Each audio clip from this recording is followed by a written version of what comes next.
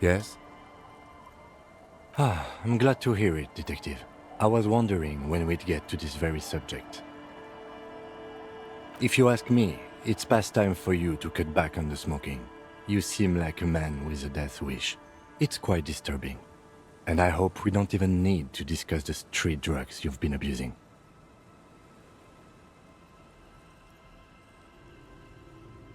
Why are you pronouncing it like that gentleman from the Institute of Price Stabilité? You know what? Forget it. What specifically are you trying to assign responsibility for?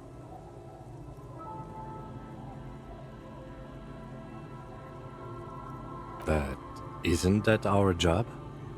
Now I understand.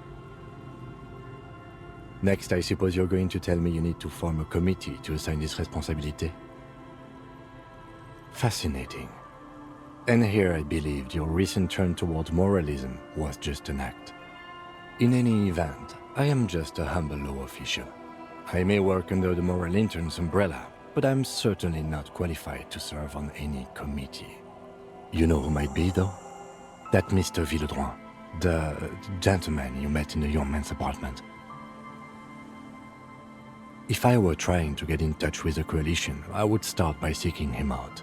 But first you might need to speak with his young companion. Now, was there anything else?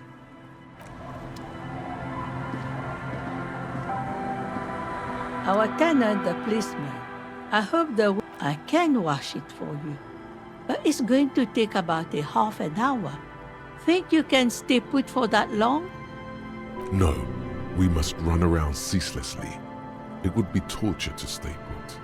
I could use a breather before another rainy day begins. Well, hand it over then, and I'll see what I can do. Must say, I'm proud of this one. It's pretty nice underneath all that filth. I hope you take better care of it than its last owner.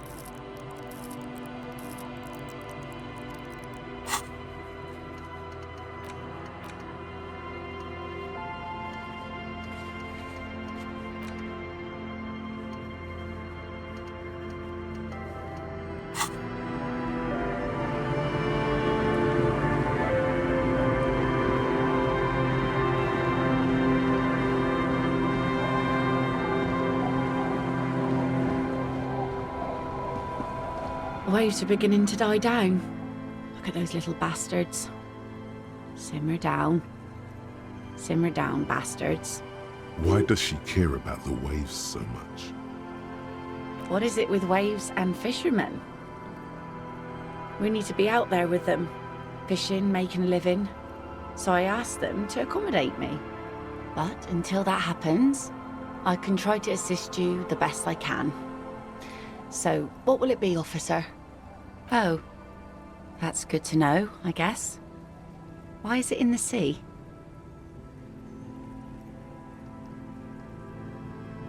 This calls for a funeral, if you ask me.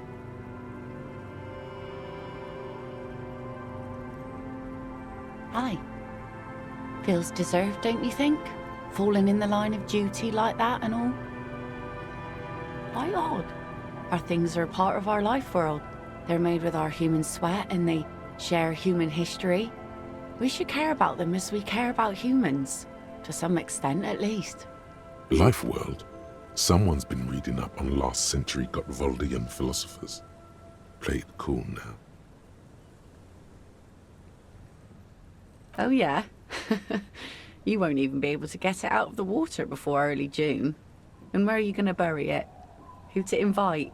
What music to play at the wake? Take it from someone who's been through a few funerals. It's easiest to just leave them there and let nature take care of it. That's all we have time for right now anyway.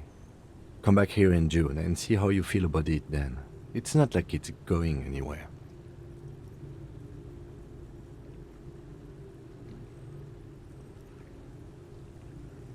Yes, that is a pity. But for now, let's focus on the things we do get to do. Like the murder investigation, for example.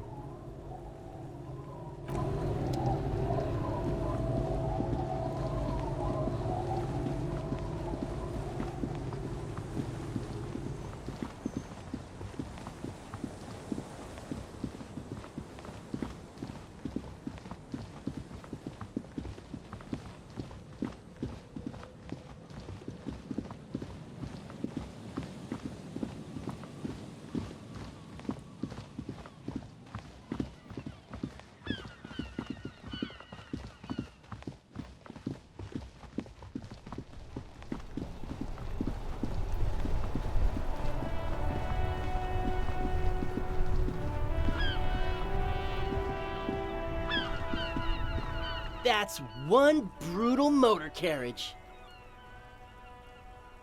If I were a real skull now, I'd jack it, paint it in palm tree livery, then bottom light it, neon style. A snazzy shit-ripped skullmobile like this would make a fine trophy. We could, like, hang fucking shrunken heads from the side mirrors. Cops' heads. Scary tribal shit. Yeah, tribal shit. A cop carriage like this would have proper skull value. While I appreciate the interest you take in my brutal motor carriage, I have to stop you right there. The RCM takes threats directed at its property seriously. It's just theoretical work, Copper. No basis in reality. Man, if we were certified skulls right now... Skulls. Now there's a strong organizational title. I can tell you who we're not, cop. We're not snitches or skulls. Which is not to say that the skulls are bitches and... On the contrary. The part of this presentation you want to take home with you, cop man, is we're not part of the skulls yet. Okay then, let's indulge in some intellectual exchange. These young men seem eager to share their beliefs. You don't know? What kind of cop are you? It's not a question. Don't get into it.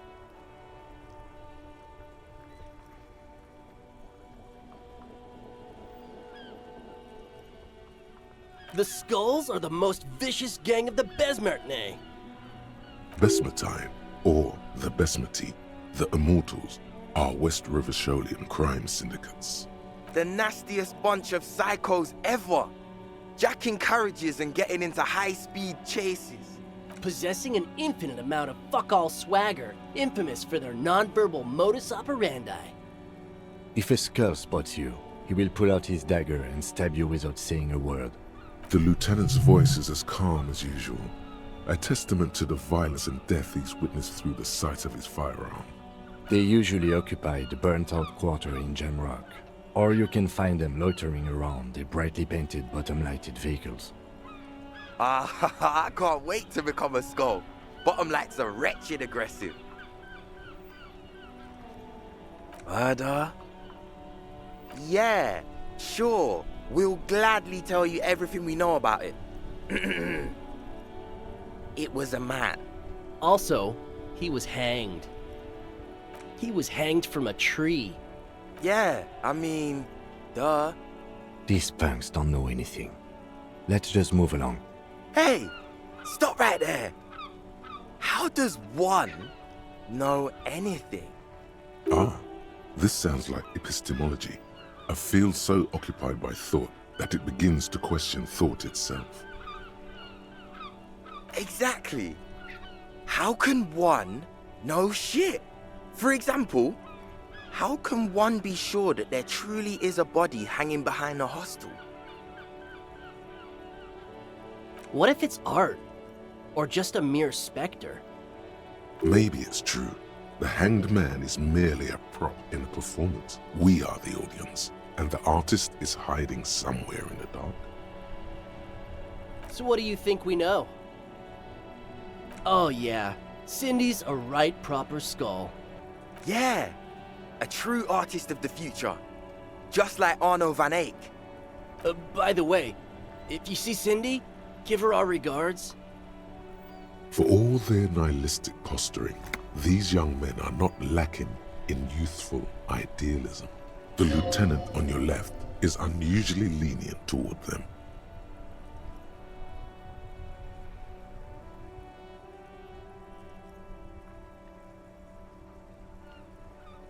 Oh man, yeah. We're not fucking kids, man. Be wary of the abyss. Probably because of how non-verbal their mode of operation is going to be. It's a threat.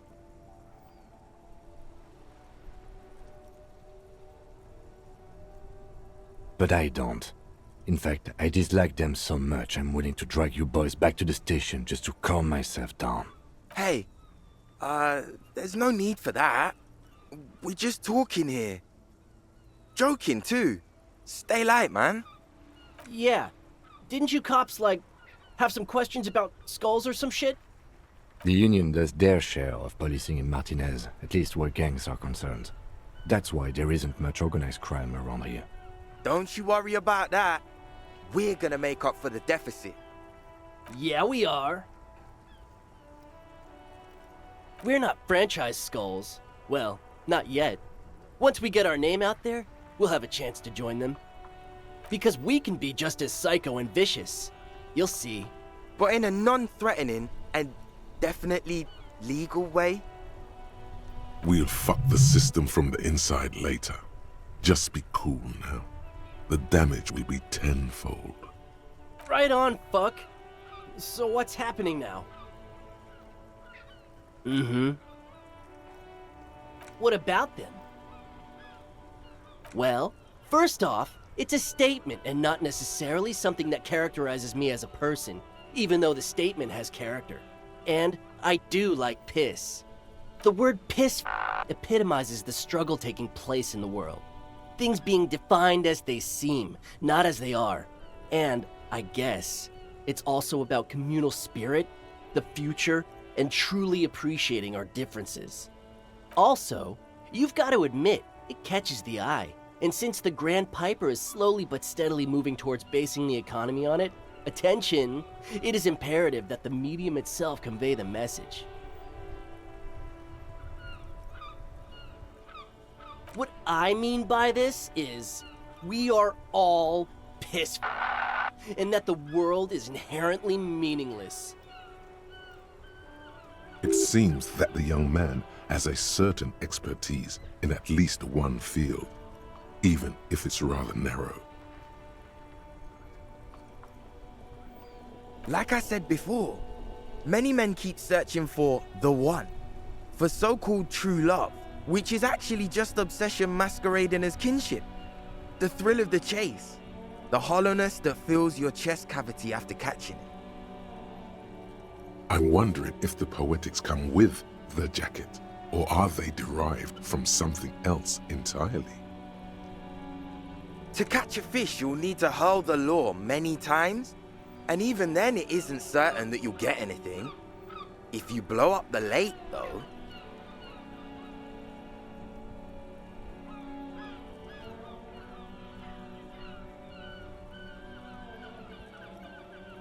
you get more fish in a shorter time.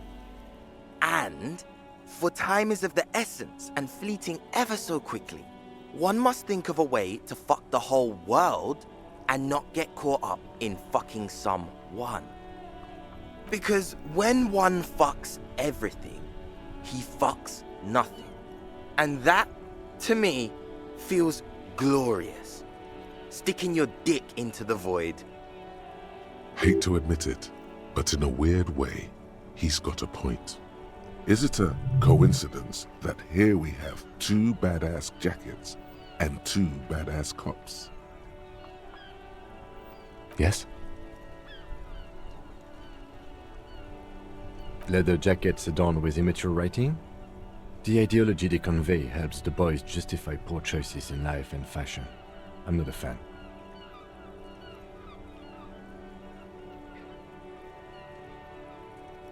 What are you implying? I'm not sure I understand you, detective. Neither. Fine, if only to end this discussion. Theoretically, if I were a juvenile delinquent, if I were to already be down that path, I think peace is the stronger of the two statements. Seems about right, especially considering your heroic exit attempts. That's an origin story for a dynamic duo right there. So are we done here? Or you don't need us around for your secret whisper party, do you?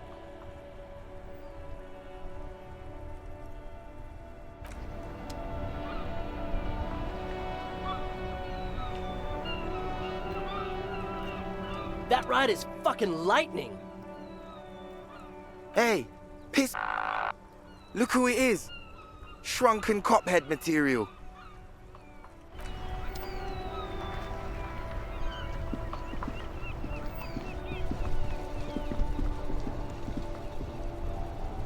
Oh, look. It's the cop who turned me into a bad person.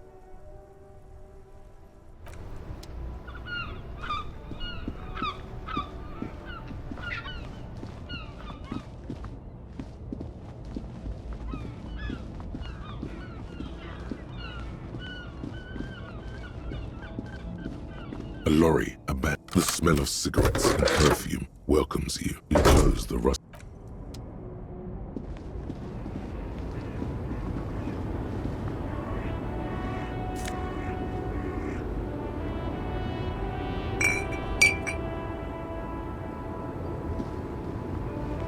Lowman, you caught me at an opportune moment. This awful weather keeps me awake. You can entertain me with your questions. Of course not. To truly understand the Boyadero, you need to listen to On the Western Plain. A boyadero. Boya, the woman, sweat.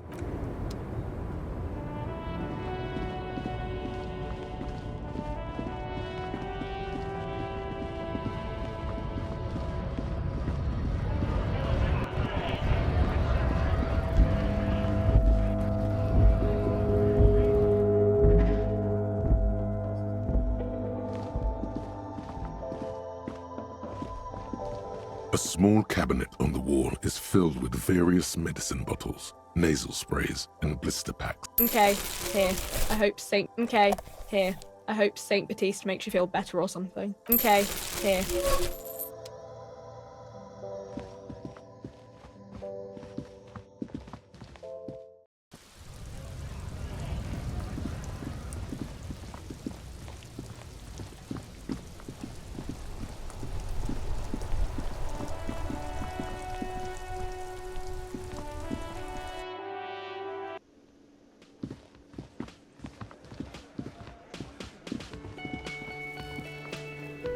Hi again, Gendarme.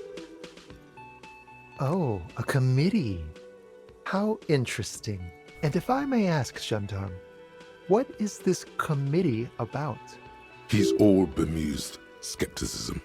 He doesn't actually care what you want with his friend. Sounds like a bore, frankly. All the fun stuff's down here. In any case, I would love to help. But the thing is, I don't know where he is. We don't talk about everything, you see. He might have mentioned something about making a tour of some historical sites up the coast. In an unofficial capacity, of course. Not a clue. I'm not. I guess you will.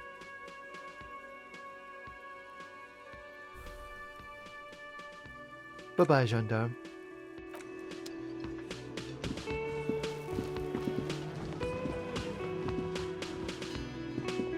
The man ponders.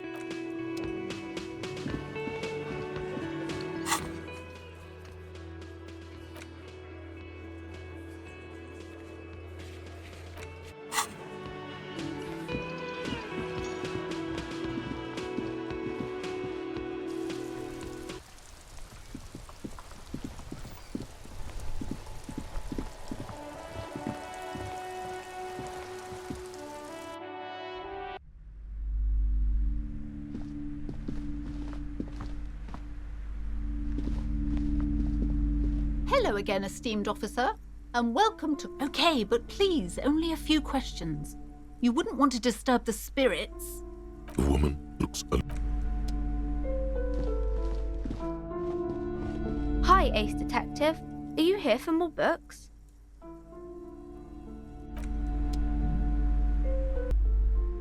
Hi, Ace Detective. Are you here for more books? because you know each other. She's been talking to you so openly because you've talked before. Yes, I used to stand out there all the time, before Mother told me to focus on my homework. You've been running around all week without your shirt on, sir, apologising to everyone. I don't really understand what you've done wrong. Of course, you've stopped by a few times. You certainly look better than the last time I saw you.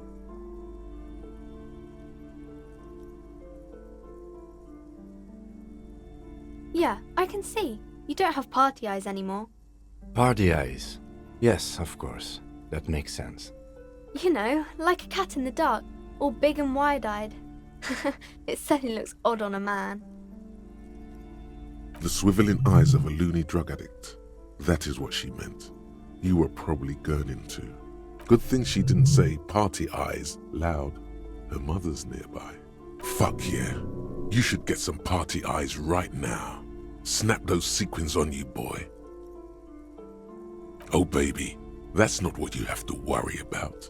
Worry about the important thing. I didn't know I had to do that. I'm glad I could help you, sir.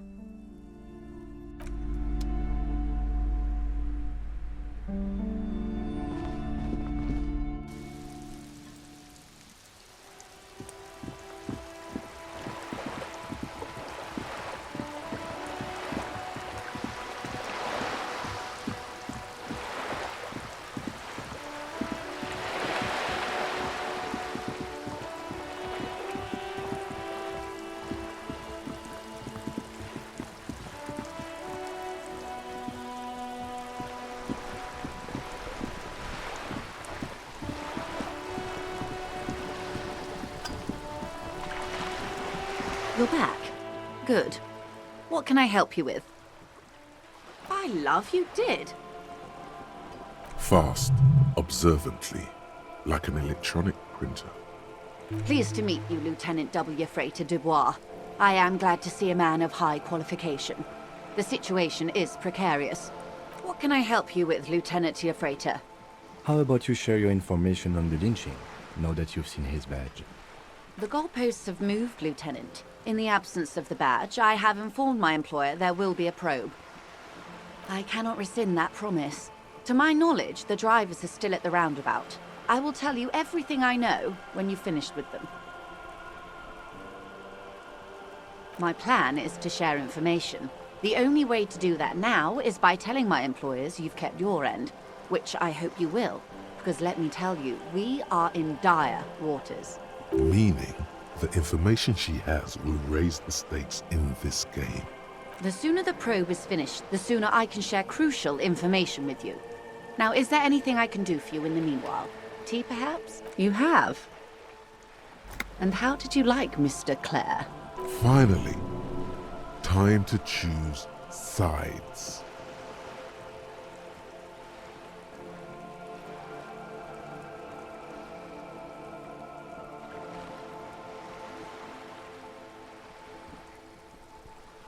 What?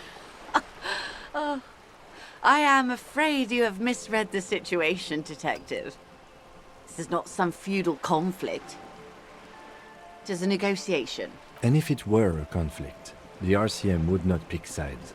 My colleague's unusual approach to police work does not represent the organization at this time. Well, I can't stop you, can I? Just understand that I don't expect you to share anything he told you with me. I'm not a corrupt verm myself. However, if you felt like passing some information, how could I stop you? Are we not human?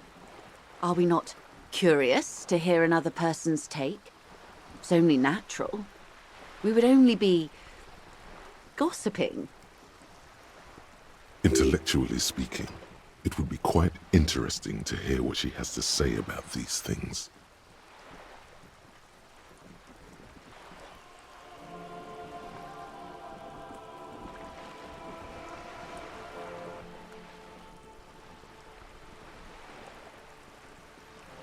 Oh. That's so helpful of him. The lieutenant looks at you, and you can swear his jaw muscle is trembling. He's able to contain the anger and surprise. Unconventional police officers sometimes lose their guns. They then go around and tell people about this, to gauge their reactions. It's all part of detecting. Incredible. Simply incredible. And how is it going? Has this detecting produced a gun? Yes. As you said. Please, don't get him in a loop. If he gets in a loop, it will last forever.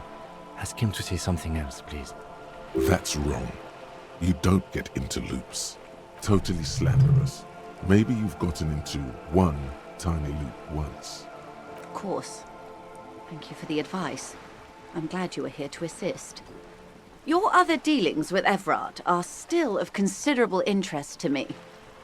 The lieutenant will be more lenient toward sharing those, hopefully. Did you now? What sort of borscht is he making? You're right, detective. That whole undertaking was very unimportant. Why did we do it?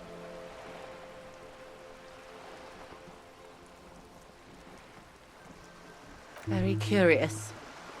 A very curious thing to do. Truly.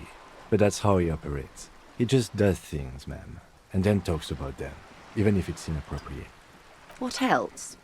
Of course, detective.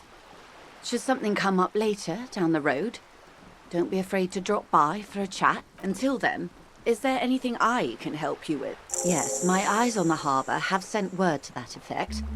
What have you discovered?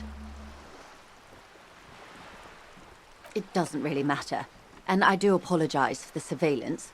Wild Pines can't afford to be blind at a time like this. One of the tall buildings overlooking the roundabout, most likely. That would give them a read on the entire quarter. In any case, it's a relief to know someone has looked into it. If I may ask, will there be an official investigation? I assume you discovered there is an operation. The lieutenant is about to interject. Cut him off. This decision should be yours. Exactly. But what?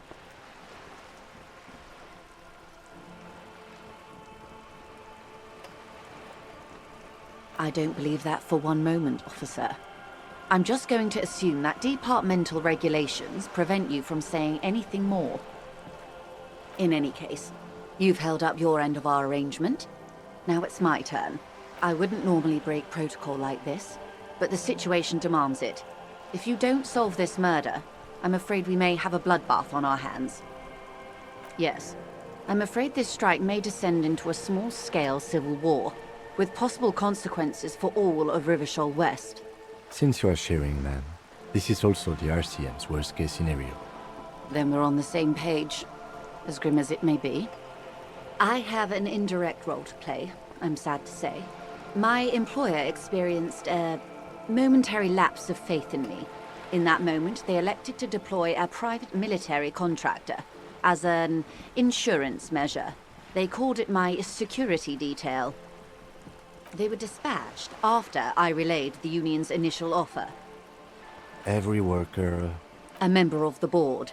I tried to convince my employer it was simply a piece of rhetoric, or a joke. They did not appreciate the humor. Absolutely not. These mercenaries are muscle, pure and simple. They are meant to intimidate the Union into surrendering.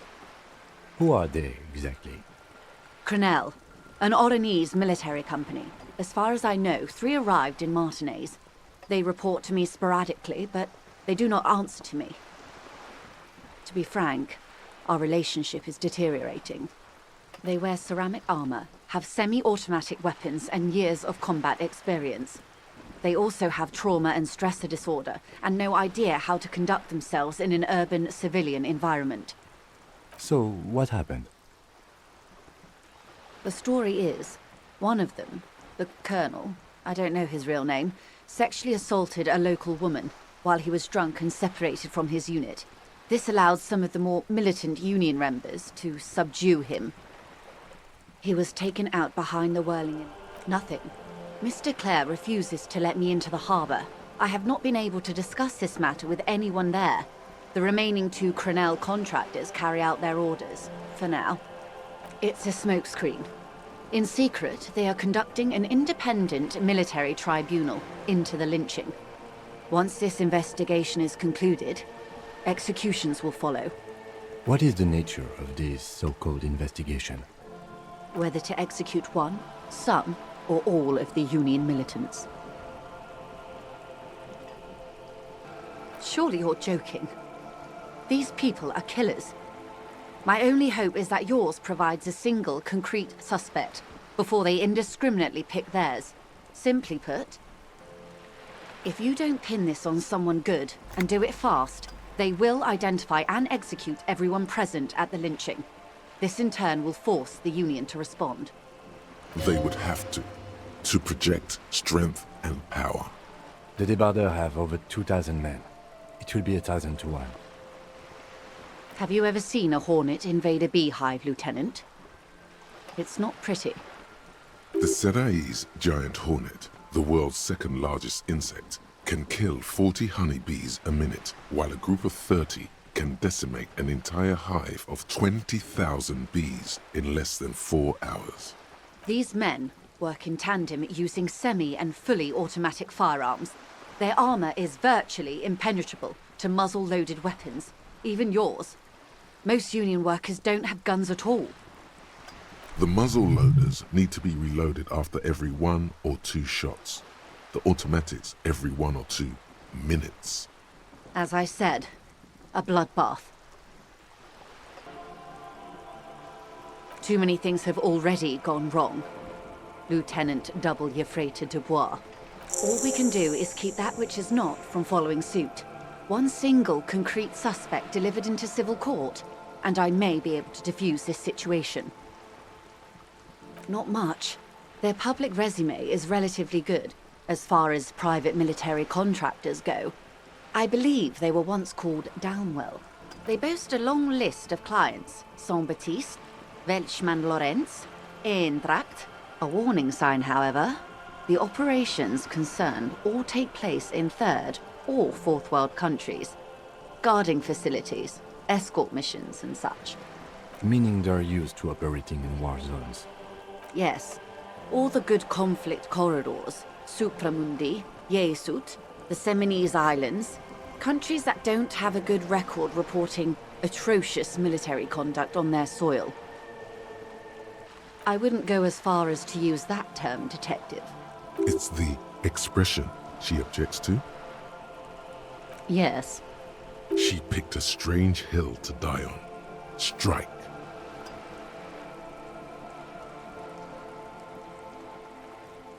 She's silent. What is the purpose of this, Detective? Paramilitary death squad is a bit rich. But yes, were it up to me, I would have at least vetted them more thoroughly. Sadly, no. Before this happened, I had little interest in them. Now that I do, I don't have the resources. If you still have access to the ICP's database, you could run a better background check than I ever could. It may take some time, though. Do you know a lot about the inner workings of the RCM and the ICP, ma'am? In my line of work, it pays to do your research. I was prepared to deal with the RCM. I did not think I would be dealing with a group like Crenel. I have, and they will. However, these orders take time to reach what is basically a rogue unit out in the field here. Until they do, it's all on us. She's being truthful. She is pressing them as hard as she can. Or he didn't. This is information passed on to me from some teenagers loitering around the canal. I cannot testify by it. The remaining contractors, their tribunal, it's what they that the man was killed because he assaulted a local woman. I've asked around a bit, This seems to be the accepted story around Martinez. The lieutenant consults his notebook, his eyebrows knitted in concentration. Odd. We haven't heard any reports about an assault in connection with the lynching. Where did it take place? And when? Last Sunday night, at the Whirling in Rags, the hostel by the gates. Supposedly, the colonel was drunk, maybe on narcotics too. Either way, he's alleged to have sexually assaulted a woman. Sometime later, a group of dock workers got their hands on him. That's a good question, officer. I don't have the slightest idea. As I said, it's a rumor about a rumor. In any case, it's what the colonel's remaining colleagues believe. If you mean did I see him alive, yes, but I did not. One is a man, Corty, they call him, a nickname as well. The other a woman, Phyllis DePaul. Corty is the gunner, I believe. DePaul is a radio operator. What would you say was his eye color, the deceased's? She closes her eyes, trying to picture the man's face, then shakes her head. I can't remember. The lieutenant was testing her, asking a small detail first to see if she knew him better than she let on. She passed. That's all right, man. Anything else? Nationality? What would you say was his age? He was 40 or 50. It's hard to say which. He had a combat injury on his lower jaw. It made it difficult to estimate his age or gauge his facial expressions. Indeed, this matches the dental reconstruction we saw on the body. What else? Nationality? Accent? He was, Occidental, I think. Light brown hair, a mixed accent, Oranese, or Messinian, maybe. His injury gave him an accent all his own. In a way, it was humanizing. He had to learn to speak through it, through the injury. That's all I know, I guess. I only met him once. They've gone to ground, as it were. I don't recommend seeking them out. For one, they're almost certainly armed to the teeth. They don't have the same respect for the Revachol citizens' militia as I do. To put it bluntly, they think you're vigilantes, ghetto savages. It will not be a fruitful meeting. Vigilantes. You're a professional officer of the only legitimate authority in Revachol. Somehow, I doubt that lecturing them on the legitimate use of force will persuade them to stand down.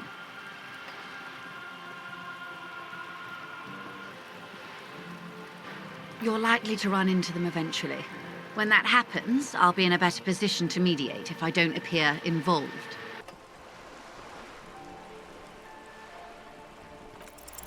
One is obviously the scab leader at the harbour gates. The one chanting the idiotic slogans. He's barely maintaining his disguise. The other has a vantage point in a building south of the roundabout. They were keeping tabs on you while you were canvassing the lorry drivers. That may be so. I still hope you heed my advice. There's no need to kick the hornet's nest. For all your talk of averting this catastrophe, the situation at the gate is a powder keg. Does this not bother you? Of course it bothers me, Lieutenant. But my hands are tied. How would my employer react if it appeared I were intervening on behalf of the Union? Your concern may be appearances. Ours is keeping the peace. Where is your radio for contacting them, if I may ask? Do you have an earpiece? Heavens no. I'm not an undercover agent. There's a shortwave at the ship's wheel. I hope I can answer it better. Until the executions start? Truthfully, I don't know. It depends on their progress identifying the members of the lynch mob, and their impatience. They don't report their progress to you? Not on this matter. I'm afraid they consider this. It's a matter of days, not weeks. I am sorry to have been the bearer of bad news. If there is anything else I can help you with, please ask. Of course. Excuse my hesitation before. for about half a minute in silence. It was taken with a trigette not long ago. This is the man's upper body. There were no more markings on his hands or legs. Her mouth is relaxed. The accordion lines near her mouth vanish. The pearls of her eyes move slowly on the photo's surface. Sorry. I was trying to see if I can read the web of interdependencies between these points. The stars. I can't. But that's how you read this story. The points themselves don't have letters, numbers, anything. Their size, location on the body, and distance from each other tells you what they represent. Close. Port cities. This is an Oronese map of the waterways, a sailor's tattoo worn by wayfarers of the Dolorian century. Over 300 years ago, the sailors would mark their bodies to map their travels. The sailor's soul would use it to fly back home if they should die abroad. This is a sort of contraption to be reeled back in by. The silver cord, they would call it. Quite a few. Revachol, the Oronese capital, traditionally stands on the right shoulder. He started somewhere near here, I think. What next? Then he made his way to the Pretto Grande, through what I think must be the Stutz Canal, an artificial channel through the Occident. From the Pretto, he sailed to the Insulindic Ocean, first the Semines Islands, then this. Revachol. Those are the two constants. Revachol on the shoulder, and Revachol in the heart. They started the tradition of these maps right after the discovery of Insulinde, at the dawn of the Interinsulary Age. The old world passing by, and the new world already here. You said you can't read it. I can't. This man was no sailor, and these are no ports. I can understand geographic fragments, but not their meaning. In Martinez looking into Krenel, he writes in one. Then the man puts down his pen and rubs his temples with both hands. Outside, there is a siren. Distant gunshots on the streets of the Jamrock Quarter. Vredefort? Vredefort has a military academy. The Semines Islands saw a recent conflict. In Revachol, he was executed. That makes sense to me. We have no more use for a map of the waterways, just like we don't need sailors the way we used to. This is what the custom would morph into on the Occident. Mercenary tattoos. For all the boys looking for adventure, a blood spatter on the seas. His platoon members? The other contractors. Though I do not suggest you go and show them that picture. This man was their friend and comrade. Surely there are other people to ask about the tattoo. This is not necessary to complete the task, officer. It's a dangerous side task. Search elsewhere. Do what you have to do, Detective Dubois. I don't think deciphering that tattoo should come before public security. But if you should wade into the mob to find out, I couldn't stop you. We will be careful, ma'am. Is there anything else I can help you with?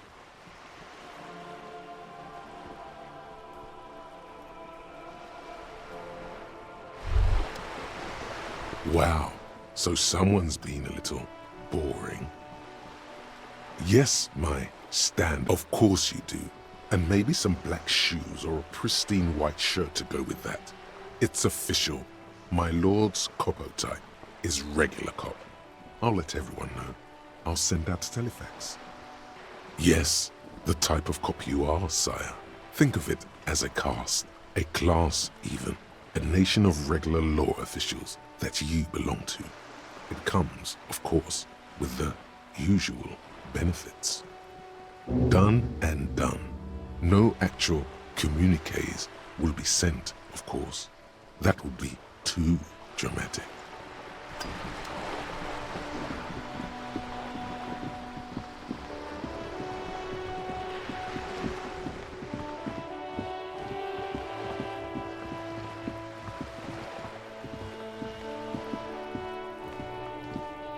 Just an ordinary wall. Nothing to see here.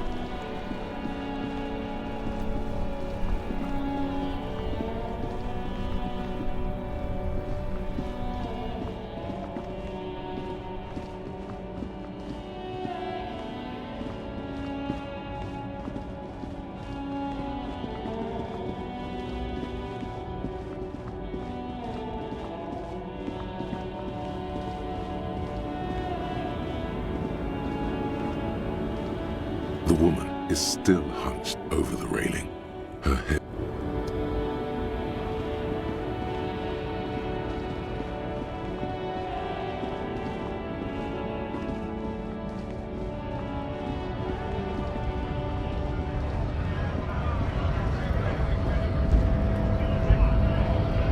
Right to work! Right to work! Shame on you! Hell no. I'm just an honest scab. I won't have talk like that around here. You understand? It just has to be said, that was not a convincing line.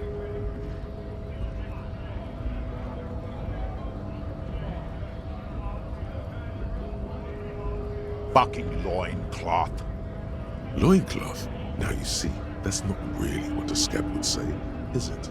Better not to press that issue further, sire. He seems tense. Fucking bug. I'm going to interpret that as a yes. There's a tribunal, and it won't be long until it's ready. How about you fuck off now, huh? Okay, of course. The man's breathing steadies, but his eyes are still narrow. Slowly, he's trying to get his right-to-work dance back on. Don't think so.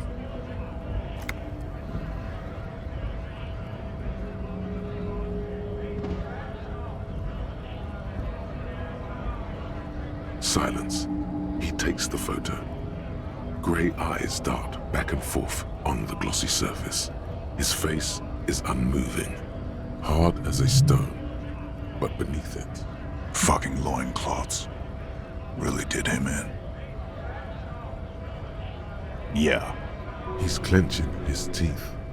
There is silent pressure behind them. What it means. In what must have been Semonine. I can tell you what this one means. Only one. You want to hear what happened here? Our colonel is deep in the bush here. Deep in the fucking bush. In Benital, 41. Monsoon season. He's on a reconnaissance mission.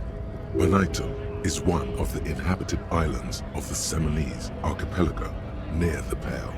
Covered in jungle, it was anchor point for the Semonese nationalists in the proxy war held on the islanders' territory. He spent a month behind enemy lines, scouting kept villages. Nothing but fucking bugs and snakes for fun. Men are getting restless. There's talk of switching employers. With some strange emotion, this is about to get really graphic. Last moment to back off. Our boy, he's only a captain then, but he knows how these men think. If they don't see action soon. At dawn, he comes upon two kids, breeding in the bushes by the river. Or maybe they weren't breeding. Maybe they were just making eyes at each other. I like to think they were breeding. We shot the boy. He was useless, but the girl, she was nice. A little fat, you know, but not too old. She was quite the entertainment for the week she lasted. Expired in the hands of Sarge Mason, the kind of guy who'd make Chief there shit his pants and cry like a bitch. God, Mason couldn't let go. Cut the tits off her cold body and fucking ate them. Said primitive spirits were watching over him now. Drowned in a creek a week later. Spirits my ass. Something stirs in your stomach. No, I was in the domain, in Jamrock, being a bouncer. Fucking mask is getting sweaty. I want to take my mask off.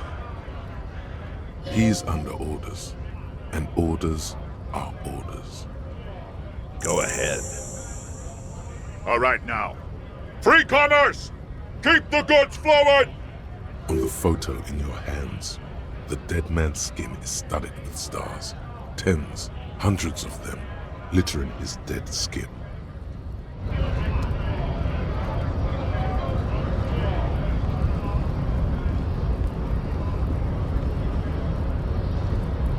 Hola, Wandering Man. How can I help you? Yeah, the janitor who gave me the key to his apartment said the guy's a bit of an asshole.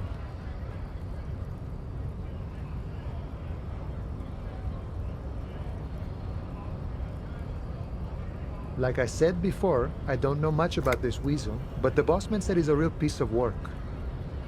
Thanks for helping out, friend.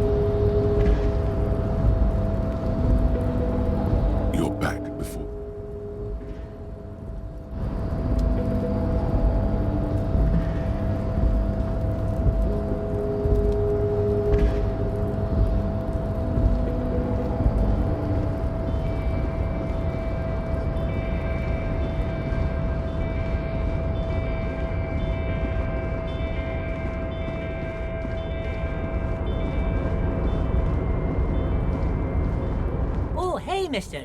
I knew you'd be back to talk with old Leo here. Yes, I did. It's like Lady Larice said when she opened a bathhouse in the basement of my apartment building. They can only get so far before they're aching to get back. And lots of folk really did keep coming back. No trouble at all, mister. No trouble at all. It's like that old saying goes, wisdom withers if not shared. And old Leo is always up for sharing.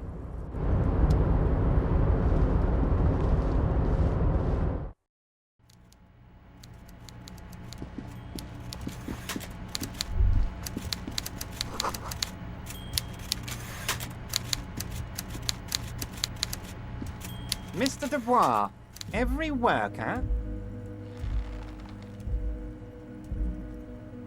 That's right, Mr. Dubois. I see the socialist democratic fervor now burns in your heart, too. How can I help you today? I'm very glad to hear that, Harry. One question. You didn't actually happen to stumble in and see what's inside the apartment, did you? He's trying to figure out if you're lying.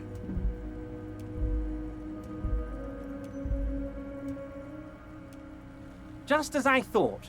Culturally antiquated mug collection. What a weasel. Pissing on Everart's Rainbow Coalition. He was testing you, and you succeeded. Now let's get down to brass tacks. It's time for men like me and you to figure out who's killed who and why. Real police work is gonna start happening now. I promise you, Harry, this is gonna be good. By now, I'm sure you've figured out who the dead man was working for. The bad guys. Wild Pines. Sent to scare us. Another violent measure of the top hats against us flatcaps. Harry, this strike is the culmination of many, many mistakes made by the Wild Pines group. They tried to shut the strike down by sending in armed mercenaries. You mean our victim? A security contractor? Can you imagine that? Workers standing in peaceful protest, united in the spirit of fellowship, and they send hired killers to mow us down with machine gun fire? He performs a motion as if spraying bullets from a machine gun. I'm talking beasts. Hardened killers from proxy wars in Yisut, Semenine, Saramoritsa, you name it, they've done it. Raping, killing, burning villages, killing little children for the Senorita Pineapple Company, Harry. Everything they did there, they brought over here. They want to turn Revachol into a third world slum. Honestly, the only thing they didn't do is kill the village elephant. No, Harry, the elephant is metaphorical and so is the village, but the mercs and their brutality are very real. Now, I haven't personally witnessed the brutalities out there. I have the luxury of staying in my container, you see. If I need to go somewhere, they just move my container. Yes, I'm an old man, Harry. My legs aren't what they used to be. They lift my office with that big crane. It's actually very fun. You should try it. But enough about me and my fun container. The killers the company hired, I think there were 3 of them, all hardened commando types. One of them got downright suicidal, getting drunk, violent, a little rapey. Even their own negotiator couldn't control him. That's your boy, the one who likes hanging out and trees. By negotiator, you mean Joyce? Harry, what you need to realize is, we dock workers are not pushovers. We got grit, Harry. This whole neighborhood does. Push us hard enough and we push back. And when we do, we push to kill. Potentially, Harry, potentially. We got arm wrestling champions, rowing club people, ex-coal miners, tough guys, all ready to spring into action for their home base. There's a militant wing inside the Union, a group of people whose duties don't involve manual labor, but peacekeeping in the neighborhood, making sure everything runs smoothly. That sounds a bit like organized crime. They're like you guys. Idealistic people who want to make sure bad things don't happen. And if they already have, well, punishment must follow. Again, that sounds like organized crime. So these idealists killed our victim? One day Titus Hardy, leader of this peacekeeping faction, comes up to me and says, "Boss, socialist democratic fervor drove us to take it upon ourselves to kill this beast that was burdening the land." He probably worded it differently, but that was the idea. Sure sounded to me like they killed him. I gave them 2 weeks paid leave and told them to lay low to avoid retaliation. Aren't you worried we might arrest them for this? Oh, I'm not at all worried about that. These are not the kind of men who get arrested. They're Martinez boys, tough and gritty. I'd like to see the man who takes them in. Besides, I sent my lawyer girl to look after them. He places a lot of faith in that lawyer girl. Perhaps this is a tactical error? Anyway. How do I know? Let me tell you about these people. That's their MO. It's what they do. Last winter, some poor workers in Terminal E went on a little strike. The company sent in Sediment, a security contractor. The strike was over the workers' right to wear protective footwear, Harry. These guys turn up and start beating people. Tell you what, Harry, I wouldn't be surprised if we got the same mercenary company after a little rebranding. And I'm sure as hell not surprised to see an army of scabs under my gates. So you believe the scabs were organized by the security contractor? You said it. Hell, one of those guys looks big enough to take down that proverbial elephant. Boys like that don't just happen to show up during strikes. Of course, you're always one step ahead of me, Harry. I'm no genius. I'm in this position because people like me. By all means, Harry, what's on your mind? Oh, Liz is a bright one. I paid for that law degree myself, thinking it'll probably turn her all fancy.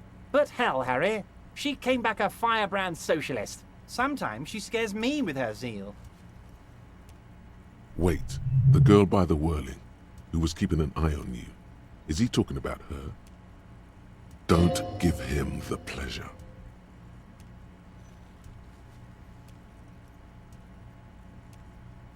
Oh, and she also really likes gardening, I hear.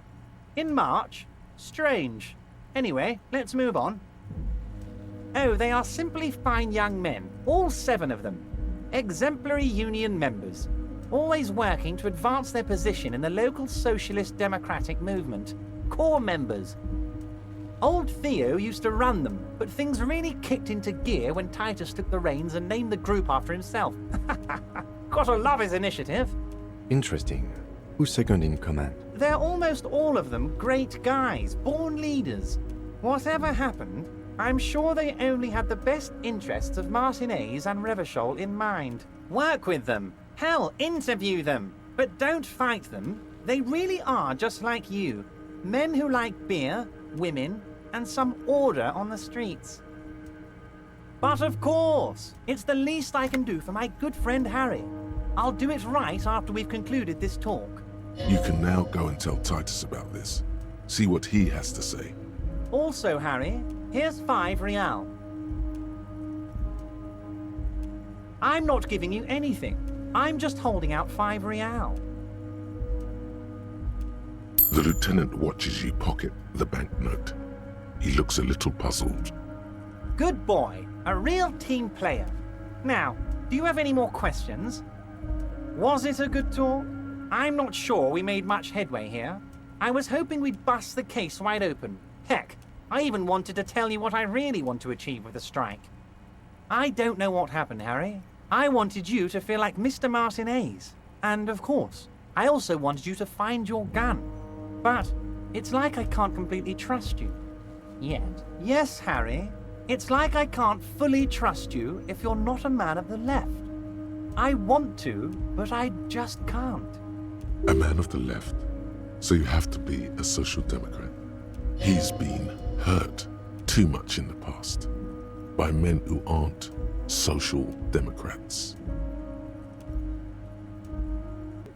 You're saying it, but I don't believe you. You know how it is, company snitches, agent provocateurs everywhere. I'm barricaded in this fortress of mine, and I need to get a message out. Will you help me? And what would this entail? Once again, I require nothing unethical or illegal of you. You just need to get 2 little signatures on this piece of paper, and then mail it to my accountant in La Delta.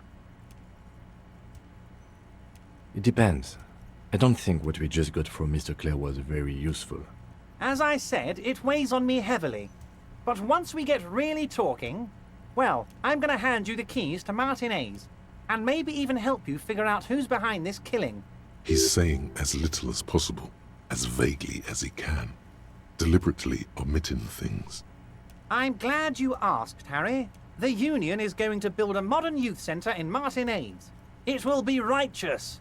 We're going to get those teenagers off drugs and on roller skates. There's a nameless little street on the coast with some old houses around it. Most people have already signed. I just need 2 more signatures to get this mission off the ground, Harry. Yes, the little cul-de-sac on the coast, where all the men have drowned, in either the sea or the bottle. A gloomy place, doesn't have that Union attitude. You're already pretty deep into this. What's a little more? No one can see you here in Martinez. They are just going to have to deal with the construction noise for 6 months, and then they'll be living like kings. Right next to a fancy new youth centre, designed by the best architects from Stella Marie. Is he absolutely sure the tenants won't be thrown out in the street? Am I? Harry, these people, Martinez is the most important thing in my life. I would never let anything bad happen to them. We're going to build a youth centre there. The value of their properties goes up and kids have a place to play in. I'm looking out for these people, not pulling the rug from under them, Harry. I'm looking out for all of Martinez, not just the harbour. You bring joy to my heart, Harry. Such a pleasure to be working with you. Here, you need to get signatures from Isabel Sadie and Lillian Carter. The cul-de-sac is right past the pawn shop and across the canal. I heard there was some trouble with the water lock, but it should be fixed now. Once you have the signatures, mail this to 13022 La Rocca in La Delta. Then I'll know you're a solid socialist. What? Oh, how could I forget your little side project? Well done, Harry. Well done. Don't even tell me what it was.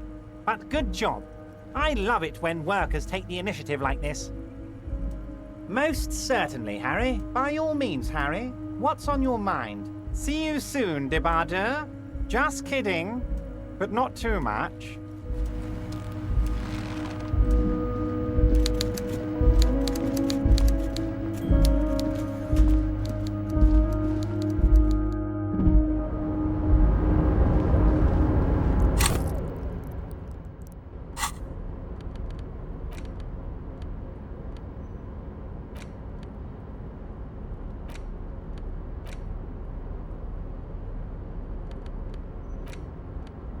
take the legal documents out of the envelope, a 12 to 40 month construction period, and the zoning plan in the addendum. The youth center cuts into the ocean like the bow of some great modern ship. Apparently, it's going to cover most, if not all, of the street and the square between the existing houses. It's 3 stories tall. It's going to be awfully close to the already existing buildings, almost wall to wall, practically integrating them into the youth center. This is either an ominous or cool architectural choice. Hard to say. My money is on cool. Looks like a cubic pyrite. I'm no property lawyer, but it looks fine.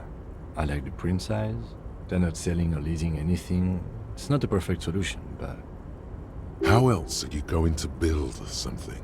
It's always inconvenient to build things, and citizens inevitably have disagreements over such construction projects. But there's no other way. There is no loophole. The simple truth is, the current residents are going to lose their street access, and for the next 12 to 40 months, their lives will be dominated by constant construction noise right next door. Once the construction starts, it'll probably take a few months, a year maybe, for even the most stubborn occupants to get tired of living like this. After that, they'll sell their property for cheap and move out. I should have seen it. Evrard probably has eyes on us, but we could try to get other people to sign this instead of those listed. Or you could forge their signatures yourself. By the time he finds out, we'll already be gone.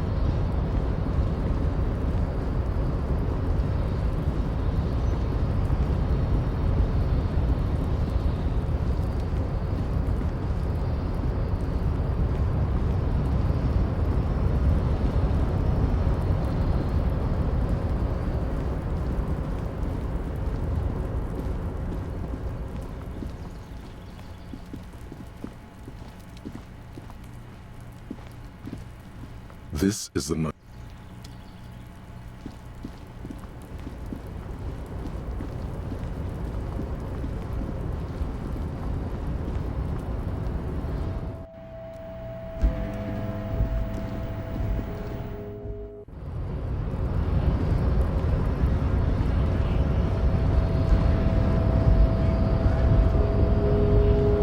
The unpromising race pupil returns.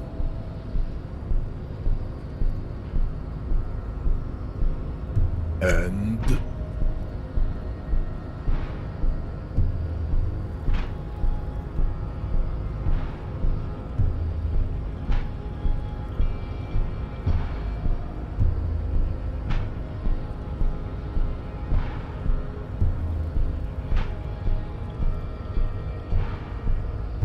look, babe.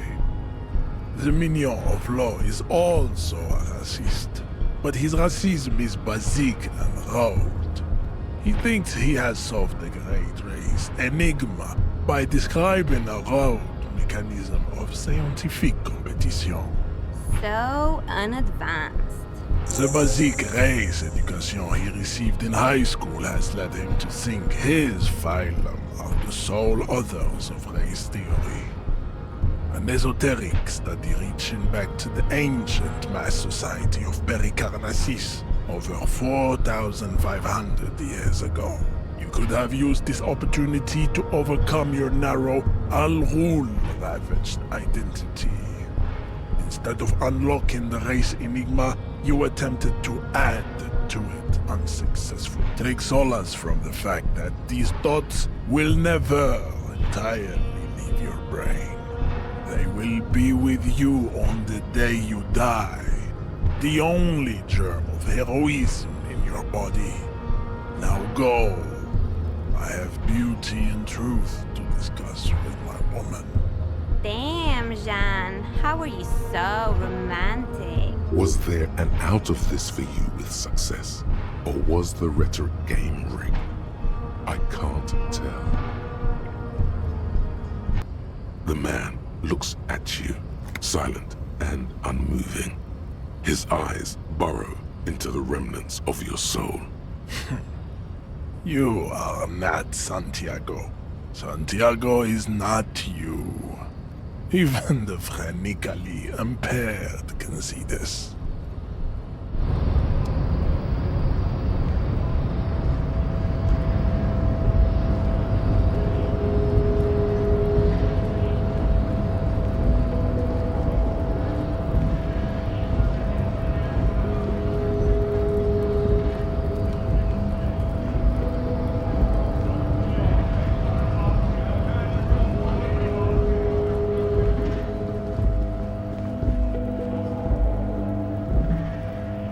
For something? Oh yeah, there sure fucking is.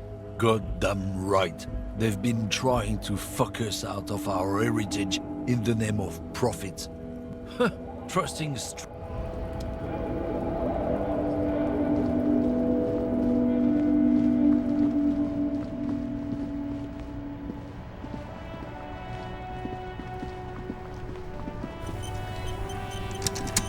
Inside, you see a set of steering levers, a radio microphone. This is Precinct 57. How may I assist you? Still no word, I'm afraid, sir. I know it must be frustrating. Was there anything else you wanted to ask? Hold on, officer. I've got Central Jamrock Public Library on the line, and I've already introduced you to their librarian. Connecting the call in 2. Yes, this is Central Jamrock Public Library here. How can I help you, officer? Billy Majon, you said. Give me a moment, I'll have to check our database. Yes, hello, are you still there? I found Billy Majon's home address, is that alright? No phone number, unfortunately. They're too poor to have a phone line. Here we go, sir. Rue de Saint-Ghislain, 33B, apartment number 20. It's in Martinez, I believe. Cape Side Apartments, it says. That's all. That's where the smoker on the balcony lives, isn't it?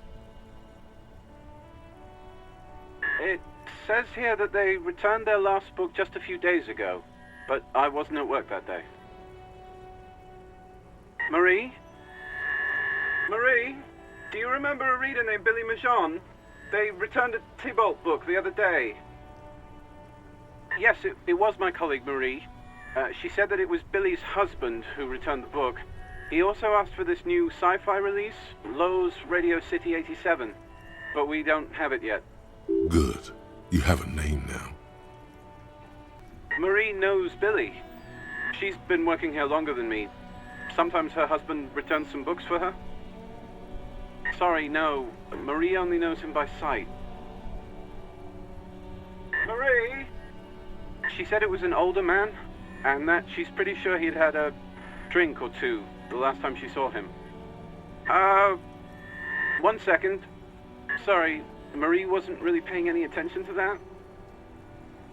Happy we could help. Goodbye, officer. Anything else you need from me? 57th, over and out. In the cabin, you see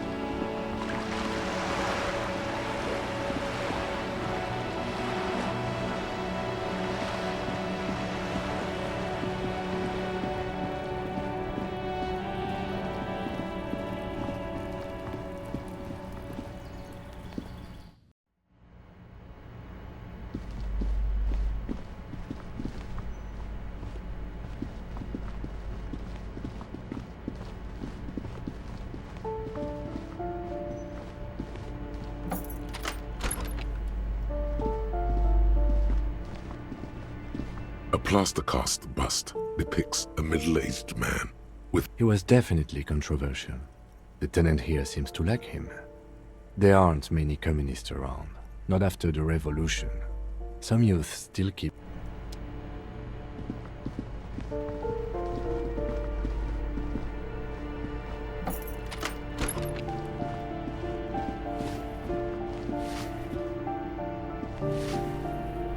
Give me a moment. It's about Victor, isn't it? It's always about Victor with her. You'll find the Maisons in apartment 20 upstairs. It's one of those doors on the balcony.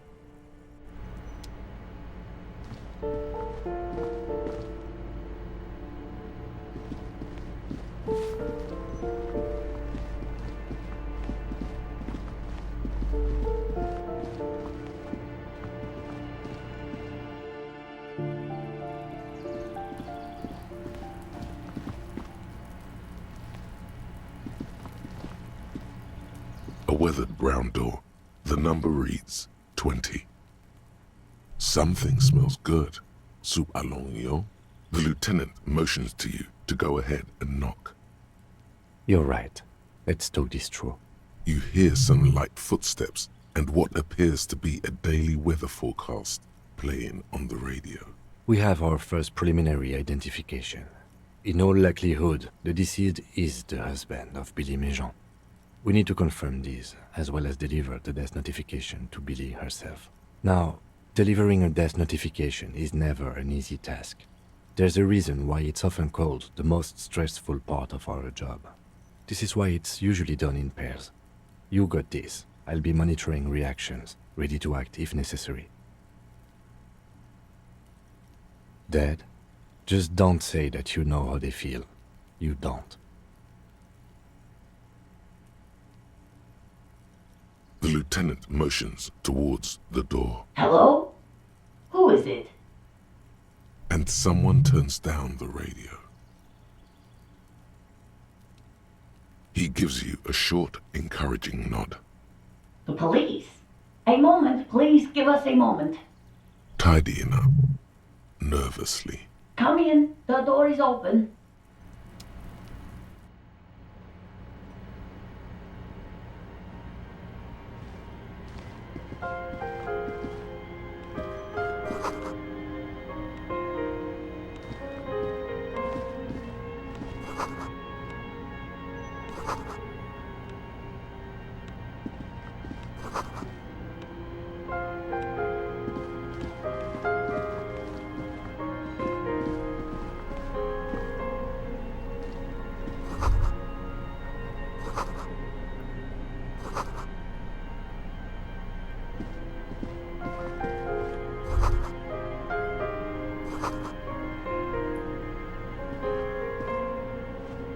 It's you from the bookstand.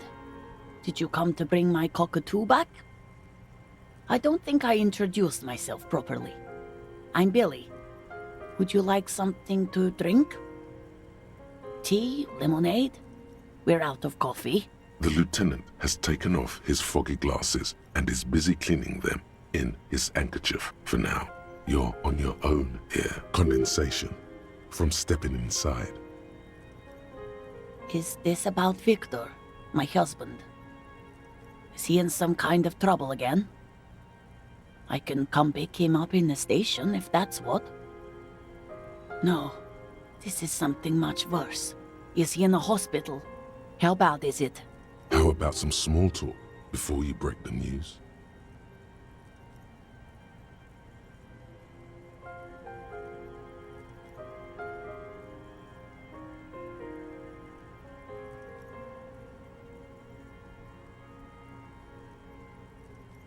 It's me, Victor, and the kids here. We have 2 daughters, Jenny and Jolie. They came home later. They're good girls. The girls are staying at their friend's place tonight. And Victor is out. She swallows visibly. No. Vi, do you have any news?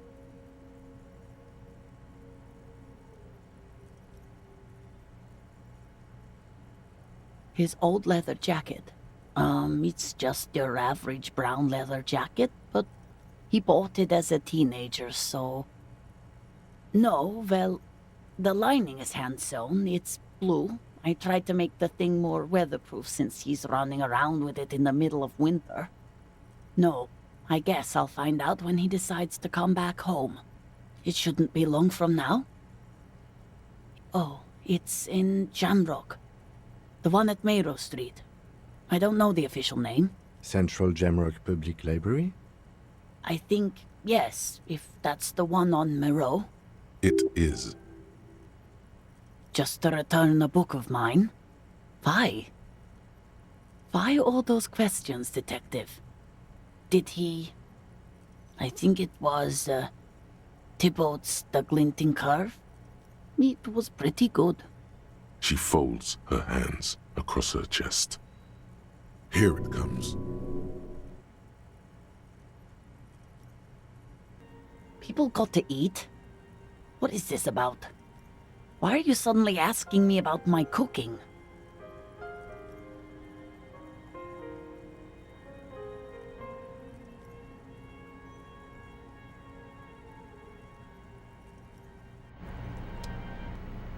She looks up, too anxious to say anything. You've done this before. Just keep your focus. What did you say? A great and terrible spike. The blood freezes in her veins. Oh. Oh. But he was just... But he was just here. Alive. We understand this comes as a huge shock.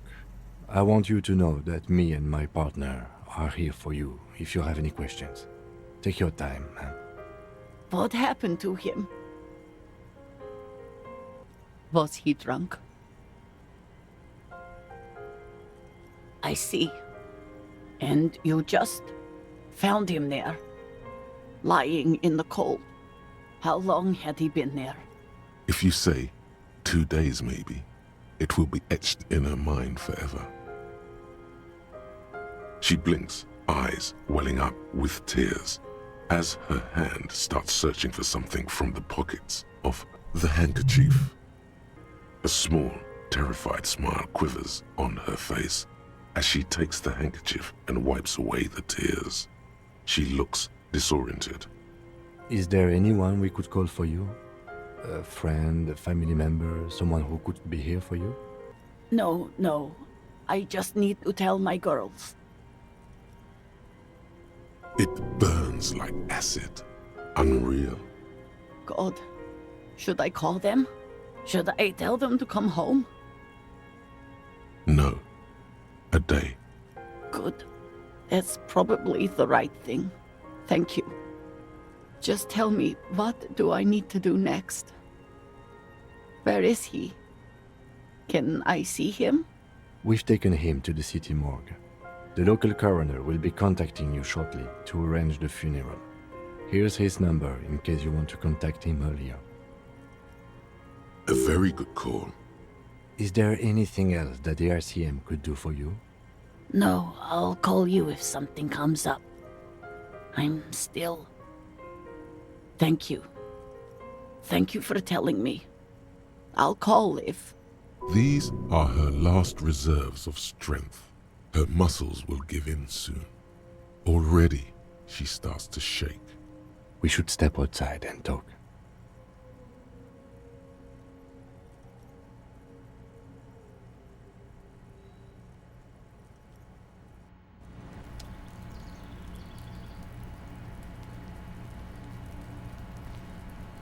You did well. I'll call the station when we're finished with the day, and let them know the name of the deceased. They'll manage. That's it. We should get back to our case now that our duty here is done. Let's go.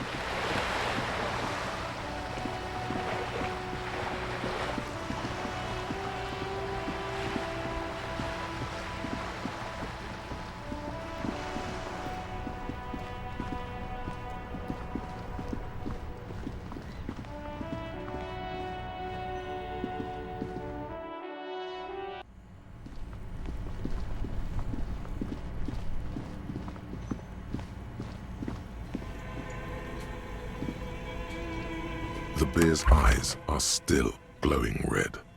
It's guarding over the freezing corpse hidden inside its belly. The bear's eyes are still glowing red. You touch the dead man's body. His skin is cold, light blue and silver in the light of the fridge. You still have no idea where to begin, or what to even do with him. It'll come to you sooner or later. At least he's safe here until then.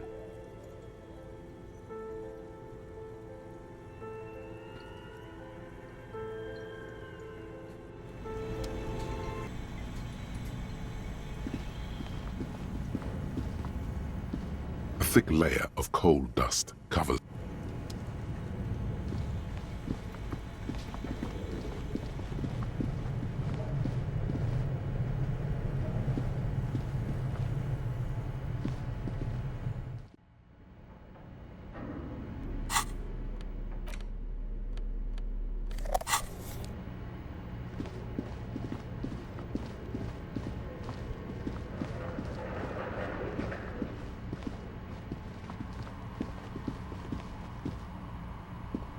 Oh, it's you again. Are you looking for a dye? Nothing. The lieutenant. Your window, look. I'm sorry, Detective. She not. Anything else, officer?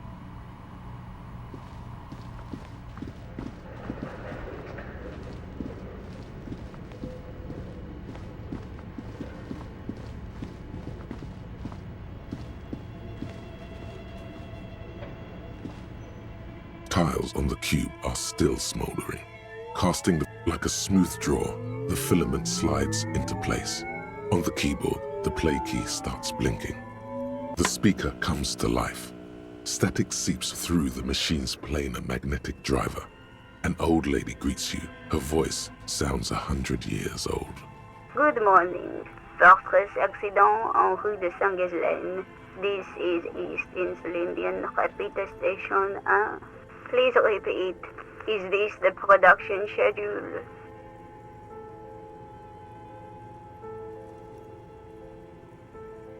Good, thank you.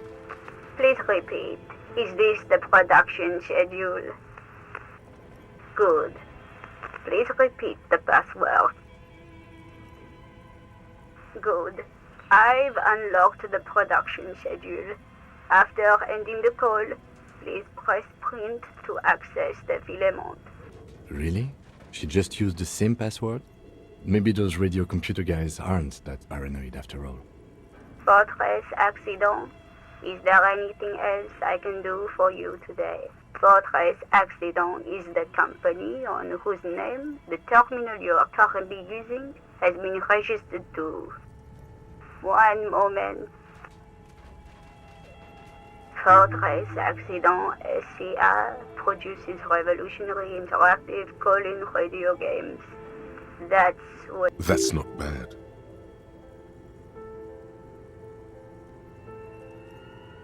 Any other questions? Thank you, and goodbye. Tiles on the cube are still smoldering.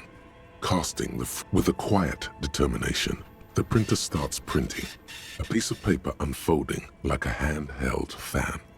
A black crisscross of letters covers its surface.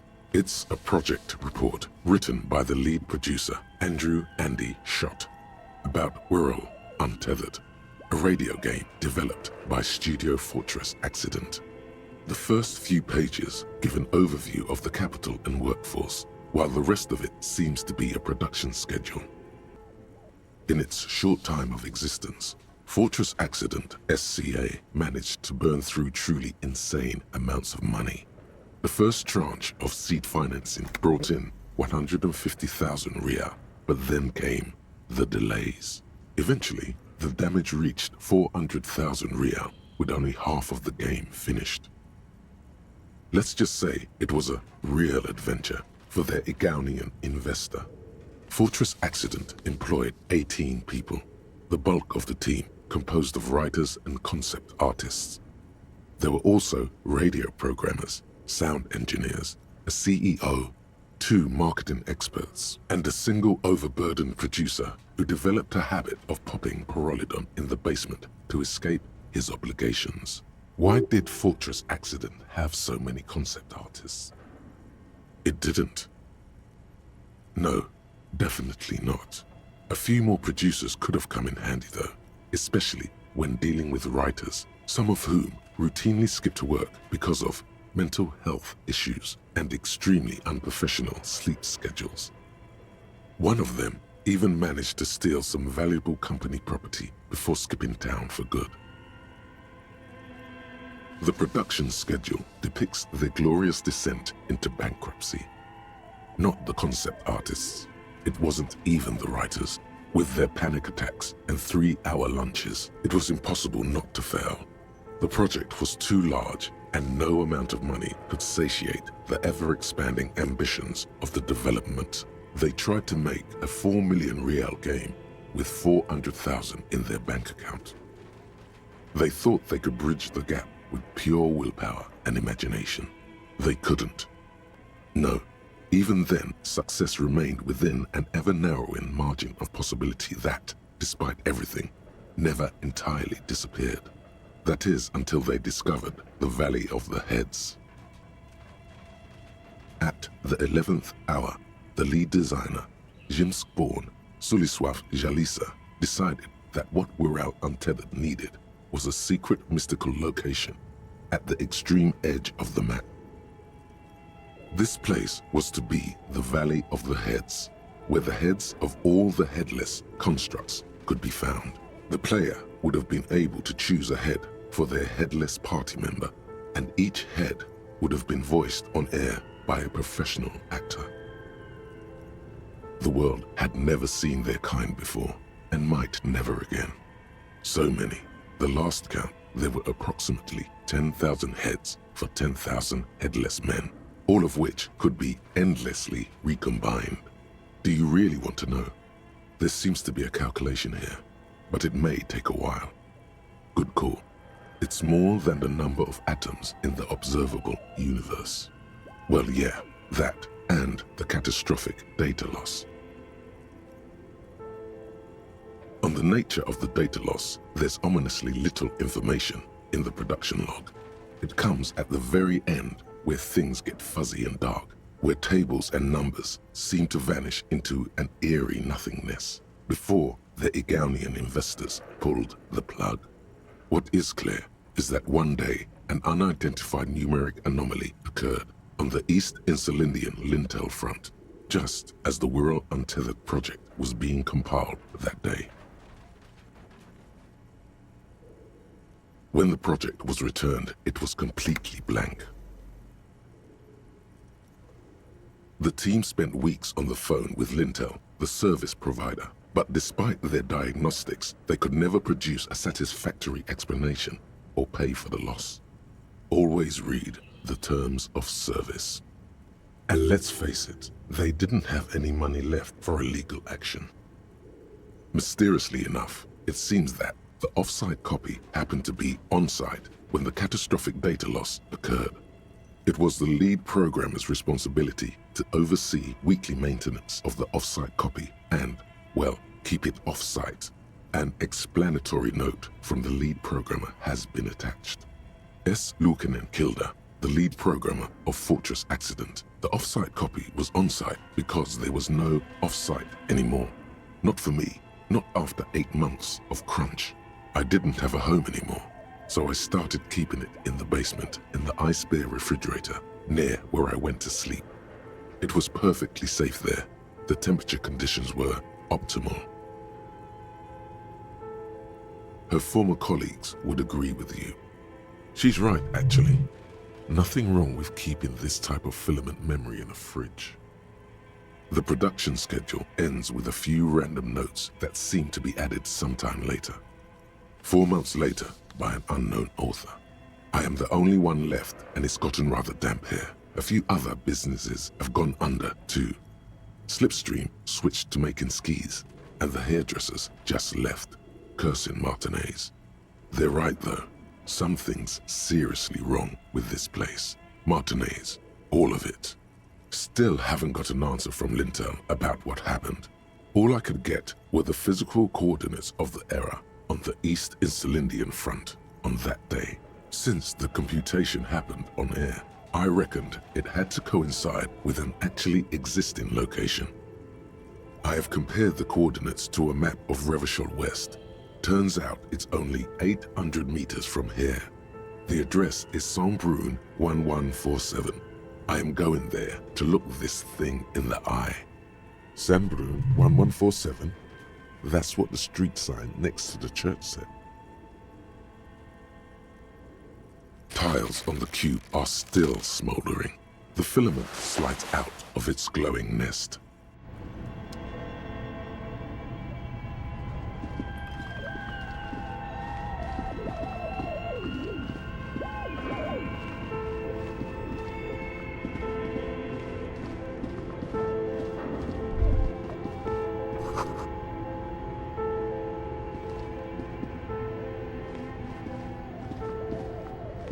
The barbell waits patiently on the floor, like a dog for its master.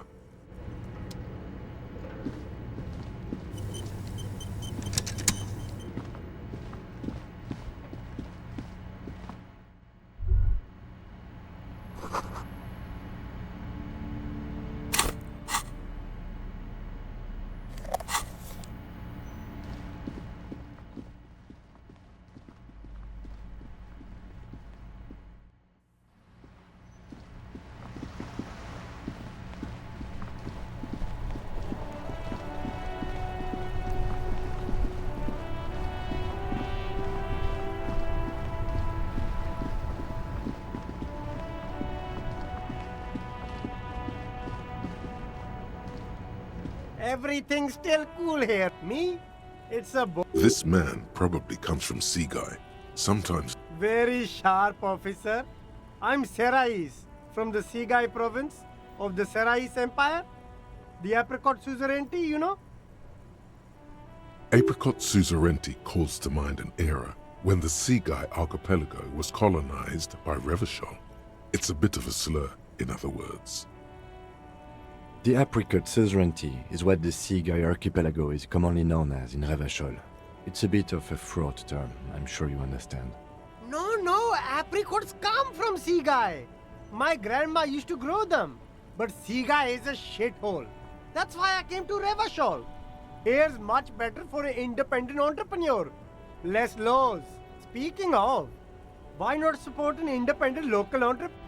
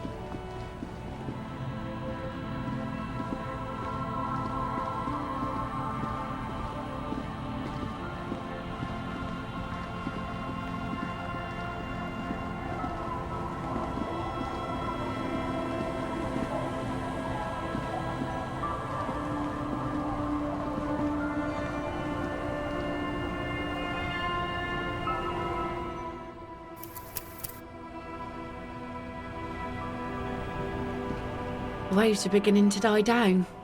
Look at those little bastards. Simmer down. Where are you?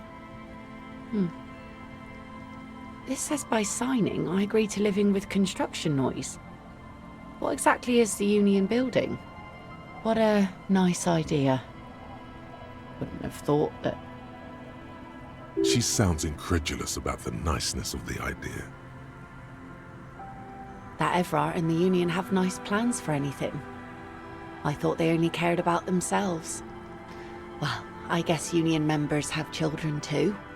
And those members have a vote when electing the head of the local chapter.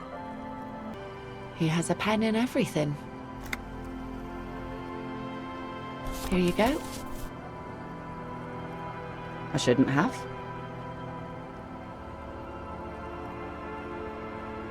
That's what I asked you. It's a youth centre and I have children.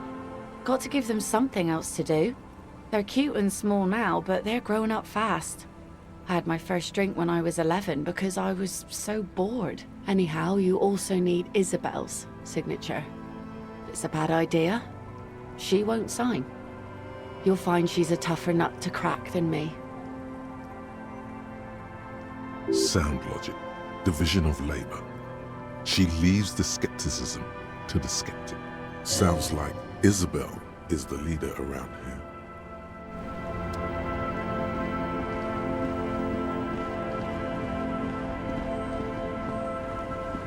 Our tenant, the policeman. I hope the waves don't keep you up at night. Eh? What's this about? Come now, I can't read all this scribble. Tell me what it says. A deal with who? It's the Border Union, isn't it? Thought so. So what do the Clare brothers want this time? Huh, I might be half blind, but it looks like part of the village is gonna be a street. The best part. The part we need to get out of our houses. I see Lillian's name is already here. The girl is too trusting. Either way, I won't sign union papers. I've seen it all before. You think they've got our interests at heart?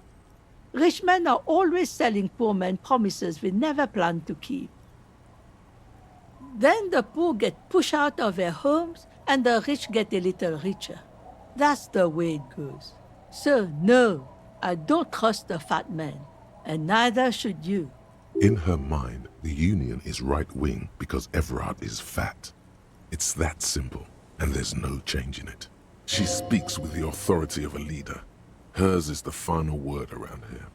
She is headstrong, but there's a slight hesitation in there. You may be able to convince her.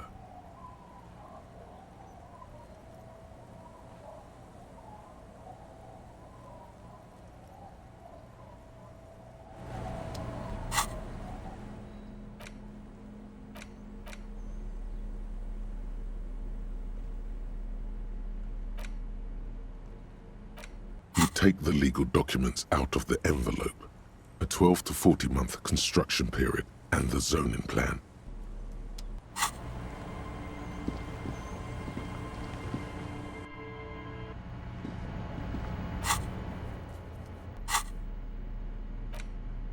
You take the legal documents out of the envelope, a 12 to 40 month construction period. With a confident flourish, you complete your forgery. What do you see on the signature line? Indeed, to be honest, it does look very convincing. The calligraphy is close to superb. It might as well be her actual signature. But it's not, and the document will be nullified if she disputes it. That means Everard will have to start over. All you need to do now is mail the signatures to Everard's accountant in La Delta.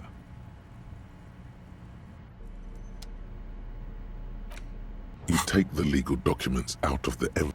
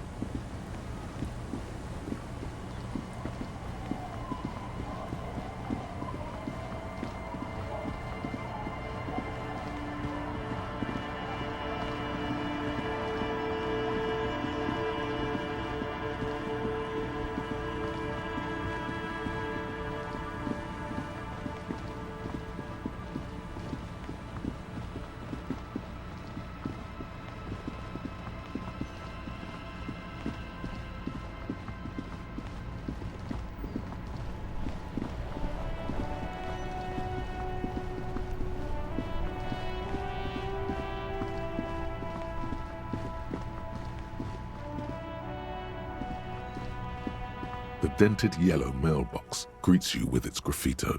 You drop the white envelope in the darkness. It lands with a soft thud on what sounds like a couple of letters.